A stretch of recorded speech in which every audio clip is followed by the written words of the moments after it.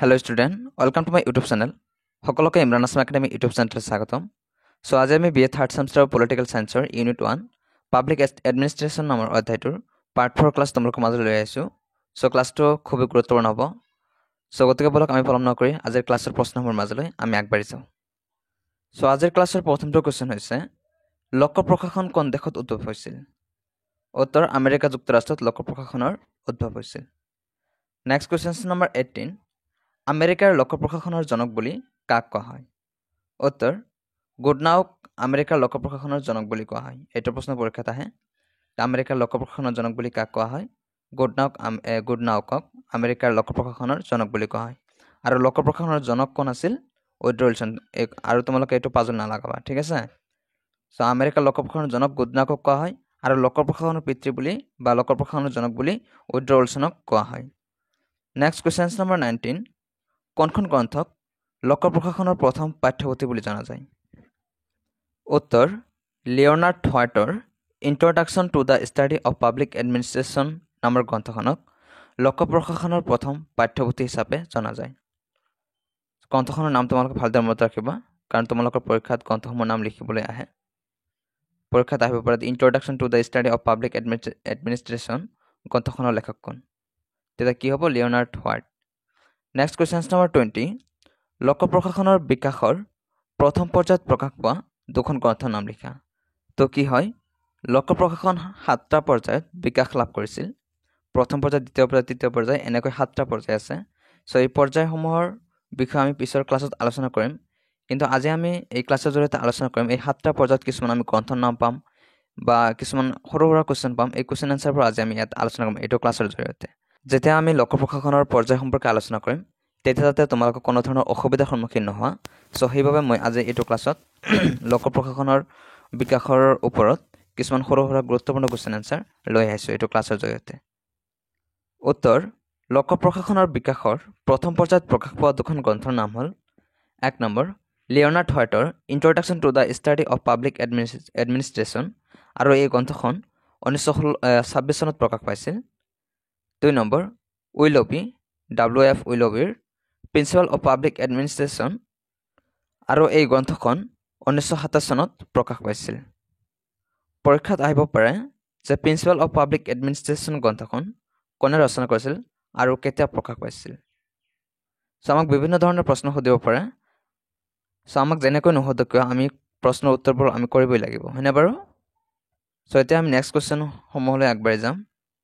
আৰু তোমালোকে যিমান পাৰা এই গ্ৰন্থসমূহৰ নামবিলাক ভালদৰে মনত ৰাখিবা, কাৰণ তোমালোকে জানা যে তোমালোকৰ পৰীক্ষাত গ্ৰন্থসমূহৰ নাম লিখিব আহে। সো মই বাৰম্বাৰ কৈছোঁ তোমালোকে গ্ৰন্থবিলাকৰ নামবিলাক ভালদৰে মনত ৰাখিবা।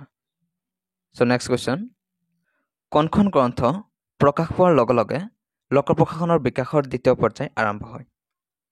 উত্তৰ উইলবিৰ প্ৰিন্সিপাল অফ পাব্লিক এডমিনিষ্ট্ৰেশ্যন গ্ৰন্থখন প্ৰকাশ পোৱাৰ লগে লগে লোক প্ৰশাসনৰ দ্বিতীয় পৰ্যায় আৰম্ভ হয়, আৰু লোক প্ৰশাসনৰ দ্বিতীয় পৰ্যায় 1927 চনৰ পৰা 1937 চনলৈকে এই সময়ছোৱাক লোক প্ৰশাসনৰ দ্বিতীয় পৰ্যায় বুলি কোৱা হয়।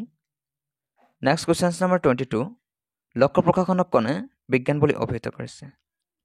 উত্তৰ লুথাৰ গুলিক আৰু আৰউইকে লোক প্ৰশাসনক বিজ্ঞান বুলি অভিহিত কৰিছে।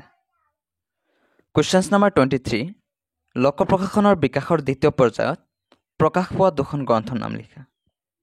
উত্তৰ লোক প্ৰশাসনৰ বিকাশৰ দ্বিতীয় পৰ্যায়ত প্ৰকাশ পোৱা দুখন গ্ৰন্থৰ নাম হ'ল 1 নম্বৰ MP ফলেটৰ ক্ৰিয়েটিভ এক্সপিৰিয়েঞ্চ, আৰু এই গ্ৰন্থখন 1924 চনত প্ৰকাশ পাইছিল। 2 number Henry failure industrial and general management, আৰু এই গ্ৰন্থখন 1916 চনত প্ৰকাশ পাইছিল। মই 4খন গ্ৰন্থ লিখি দিছোঁ তোমালোকৰ যিকোনো দুখন মনত ৰাখিবা, আৰু যিহেতু মই লিখিছোঁ এইকাৰণে কাৰণ তোমালোকৰ কোনটো গ্ৰন্থৰ নাম পৰীক্ষাত আহিব তোমালোকে নিজেও গম নাপাবা, ঠিক আছে। 3 নম্বৰ মুনি আৰু ৰেলিৰ প্ৰিন্সিপালছ অফ অৰ্গেনাইজেশ্যন, আৰু এই গ্ৰন্থখন 1939 চনত প্ৰকাশ পাইছিল। 4 নম্বৰ লুথাৰ গুলিক আৰু আৰউইকৰ papers on the science of administration, আৰু এই গ্ৰন্থখনক দ্বিতীয় পৰ্যায়ৰ লোক প্ৰশাসনৰ বিকাশৰ যি দ্বিতীয় পৰ্যায়ৰ মানে একেবাৰে শ্ৰেষ্ঠ গ্ৰন্থ বুলি অভিহিত কৰিছে এই গ্ৰন্থখনক papers on the science of administration, আৰু লোক প্ৰশাসনৰ দ্বিতীয় পৰ্যায়ক সুবৰ্ণ যুগ বুলিও কোৱা হয়, মনত ৰাখিব। কুৱেশ্যন নম্বৰ 24 কোনে বৈজ্ঞানিক পৰিচালনা তত্ত্বৰ সাইন্টিফিক ম্যানেজমেন্ট থিওৰি উদ্ভাৱন কৰিছিল? উত্তৰ ফ্ৰেডৰিক টেইলৰে সাইন্টিফিক ম্যানেজমেন্ট থিওৰি তত্ত্ব উদ্ভাৱন কৰিছিল। লোক প্ৰশাসনৰ দ্বিতীয় পৰ্যায়ৰ প্ৰধান বৈশিষ্ট্যটোৱে আছিল যে লোক প্ৰশাসনক বৈজ্ঞানিক কৰাৰ চেষ্টা, আৰু এই প্ৰচেষ্টাতে ফ্ৰেডৰিক টেইলৰে সাইন্টিফিক ম্যানেজমেন্ট থিওৰি উদ্ভাৱন কৰিছিল, যিটোকৈ বৈজ্ঞানিক পৰিচালনা তত্ত্ব ফ্ৰেডৰিক টেইলৰে উদ্ভাৱন কৰিছিল। নেক্সট কুৱেশ্যন নম্বৰ 25, লোক প্ৰশাসনৰ বিকাশৰ তৃতীয় পৰ্যায়ত প্ৰকাশ পোৱা গ্ৰন্থসমূহৰ নাম লিখা। উত্তৰ C.I. বাৰ্নাৰ্ডৰ the function of executive, 2 number H. চাইমনৰ দ্য প্ৰভাৰ্বছ অফ এডমিনিষ্ট্ৰেশ্যন, আৰু এডমিনিষ্ট্ৰেটিভ বিহেভিয়াৰ্ছ, অৰ্থাৎ চাইমনে দুখন গ্ৰন্থ লিখিছিল, দ্য প্ৰভাৰ্বছ অফ এডমিনিষ্ট্ৰেশ্যন এখন আৰু আনখন হৈছে এডমিনিষ্ট্ৰেটিভ বিহেভিয়াৰ্ছ।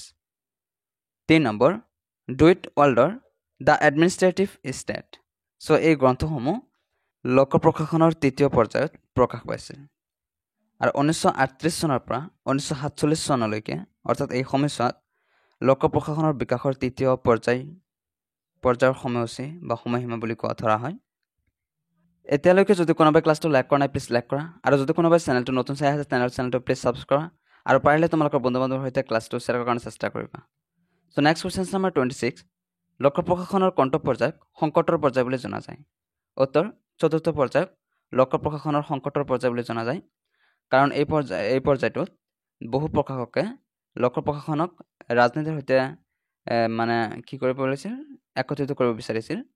পিছত চাইমনে এডমিনিষ্ট্ৰেটিভ বিহেভিয়াৰ্ছ নামৰ গ্ৰন্থখন প্ৰকাশিত কৰি তেওঁ তাৰ বিৰোধিতা কৰিছিল। Next question number 27, towards a new public administration গ্ৰন্থখনৰ লেখক কোন? উত্তৰ ফ্ৰাংক মেৰী হ'ল towards a new public administration গ্ৰন্থখনৰ লেখক। চ' আজি আমি অলৰেডি লোক প্ৰশাসনৰ বিকাশৰ ওপৰত ভালেকেইটা সৰু সুৰা কুৱেশ্যন আলোচনা কৰিলোঁ, যাতে লোক প্ৰশাসনৰ বিকাশৰ যি 7টা পৰ্যায় আছে, এই 7টা পৰ্যায় আমি আলোচনা কৰোঁতে যাতে তোমালোকে কোনো ধৰণৰ অসুবিধাৰ সন্মুখীন নোহোৱা। চ' সেইবাবে মই আজি তোমালোকৰ মাজলৈ লোক প্ৰশাসনৰ বিকাশৰ ওপৰত যি সৰু সুৰা কুৱেশ্যন আছিল, গোটেই কুৱেশ্যন এনচাৰ মই এইটো ক্লাছৰ যোগেদি তোমালোকক নোট সহকাৰে লিখি দিছোঁ। চ' তোমালোকৰ ক্লাছটো কেনেকুৱা লাগিছে কমেণ্ট বক্সত কমেণ্ট কৰি জনাবা। সকলোৰে সুস্বাস্থ্য আৰু দীৰ্ঘায়ু কামনা কৰি আজি আমি ইয়াতে সামৰণি মাৰিছোঁ। ধন্যবাদ।